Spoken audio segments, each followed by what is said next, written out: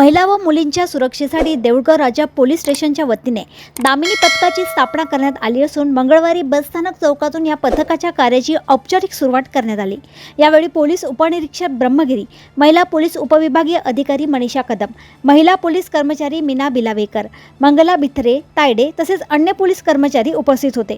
सध्याच्या काळात महिलांवरील छेडछाड, अत्याचार आणि सायबर गुन्ह्यांच्या वाढत्या घटनांच्या पार्श्वभूमीवर हा उपक्रम राबविण्यात आला। महिलांनी कोणत्याही प्रकारच्या त्रासाबाबत न घाबरता पोलिसांशी संपर्क साधावा असे आवाहन यावेळी करण्यात आले। हे पथक शाळा, महाविद्यालय, बाजारपेठा आणि सार्वजनिक ठिकाणी नियमित गस्त घालणार असून महिलांशी संबंधित तक्रारींवर तातडीने कारवाई करणार आहे। महिलांमध्ये सुरक्षिततेची भावना निर्माण करणे आणि छेडछाड व गुन्हेगारी घटनांवर आळा घालणे हा या उपक्रमाचा मुख्य उद्देश असल्याचे पोलिसांनी सांगितले।